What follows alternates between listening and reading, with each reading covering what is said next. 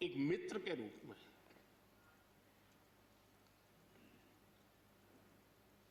गुलाम नबी जी को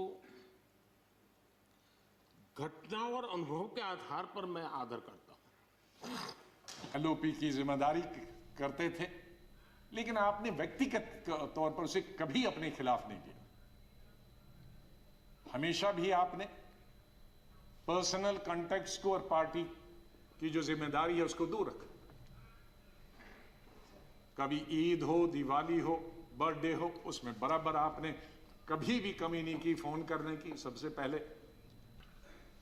नहीं आएगी, मैं आप लोगों से बोल, नहीं आएगी याद तो बरसों नहीं आएगी, मगर जब याद आओगे तो बहुत याद आओगे। कि गुलाम नबी जी के बाद इस पद को जो संभालेंगे उनको गुलाम नबी जी से मैच करने में बहुत दिक्कत पड़ेगी।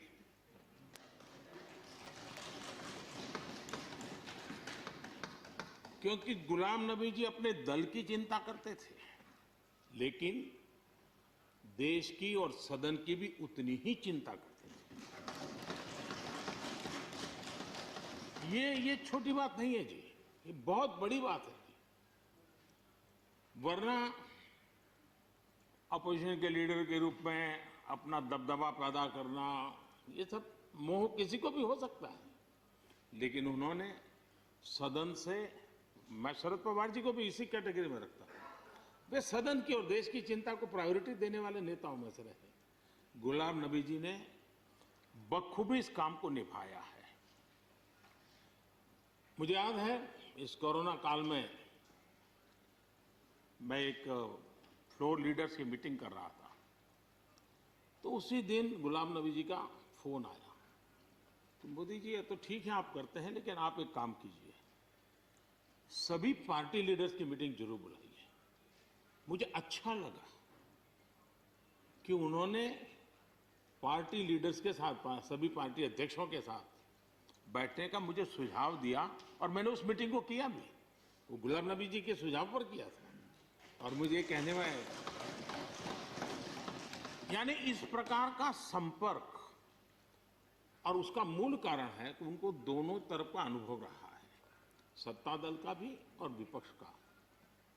28 साल कार्यकाल, ये अपने आप में बहुत बड़ी बात होती है जी। बहुत साल पहले की बात है, शायद अटल जी की सरकार होगी, मुझे याद नहीं रहा। मैं यहाँ सदन में किसी काम से आया था, मैं तो तब राजनीति में नहीं था,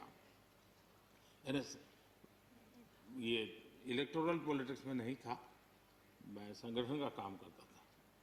तो मैं और गुलाम नबी जी ऐसे ही लॉबी में गप्पे मार रहे थे। अब जैसा पत्रकारों का स्वभाव रहता है, बराबर नजर लगाए बैठे थे कि ये दोनों का मेल कैसे हो सकता है। हम हंसी खुशी से बातें कर रहे थे, तो हम जैसे ही निकले तो पत्रकारों ने घेर लिया। गुलाम नबी जी ने बहुत बढ़िया जवाब दिया था। वो जवाब हम लोगों के लिए बहुत काम आने वाला है। उन्होंने कहा, भाई देखिए, आप लोग हमको अखबारों में या टीवी माध्यमों में या पब्लिक मीटिंग में लड़ते झगड़ के देखते हो, लेकिन सचमुच में इस छत के नीचे हम जैसे एक परिवार का वातावरण कहीं नहीं होता है।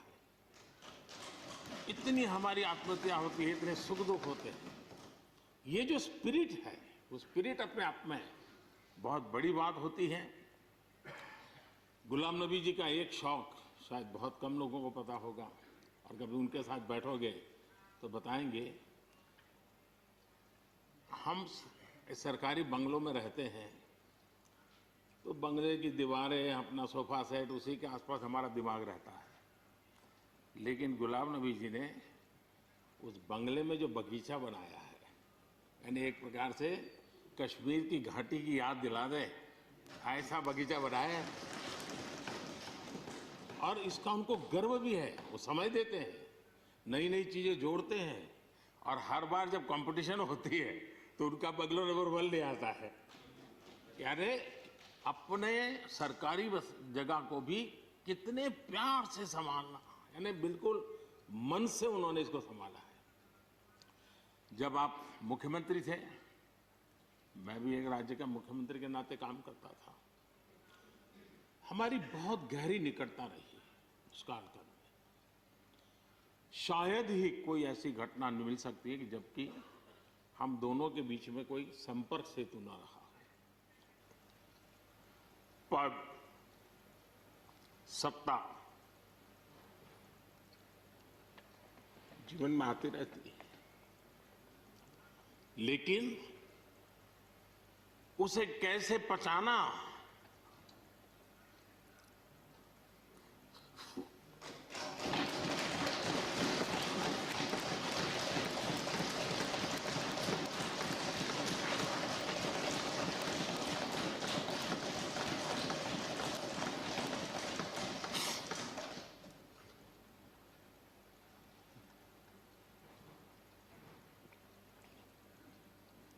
मेरे लिए बड़ा भावुक पल था।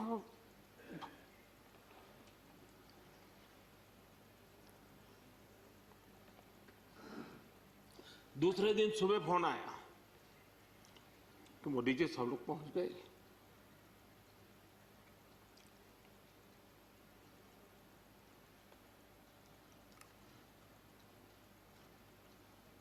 इसलिए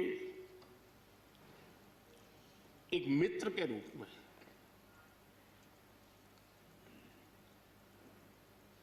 गुलाम नबी जी को घटना और अनुभव के आधार पर मैं आदर करता हूं।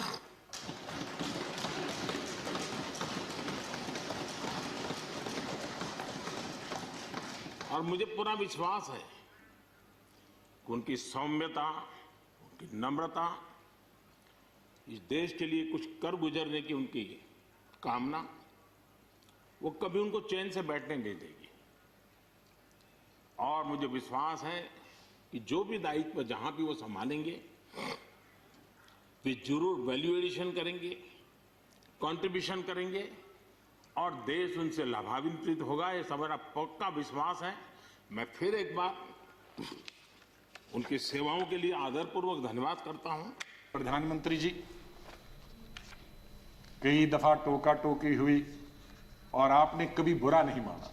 एलओपी के वक्त में बड़ी बड़ी लंबी स्पीचें आपकी हुई, मेरी हुई, खास करके राष्ट्रपति के अभिभाषण पर।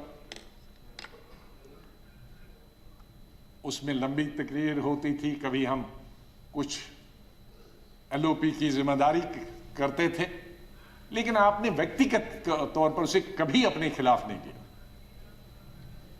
हमेशा भी आपने पर्सनल कॉन्टेक्स्ट को और पार्टी की जो जिम्मेदारी है उसको दूर रखा। कभी ईद हो, दिवाली हो, बर्थडे हो, उसमें बराबर आपने कभी भी कमी नहीं की फोन करने की। सबसे पहले या तो मेरी पार्टी प्रेसिडेंट का आता था या आपका आता था। दो आदमियों का तो अनिवार्य, हमारे प्रधानमंत्री और कांग्रेस प्रेसिडेंट मिसेस गांधी। और आपने हमेशा बताया कि कभी अपनी स्टेट के बारे में हो और कोई काम हो तो मुझे आप कभी भी बताना। मुझे याद है जब मैं राज्यसभा इलेक्शन लड़ने गया तो आपने कुछ कहा कि भाई आपको कुछ जरूरत है। मेरे का वो तो लड़ाई है, आपका कैंडिडेट है, मैं कैंडिडेट हूं, उसमें आप कुछ नहीं कर सकते।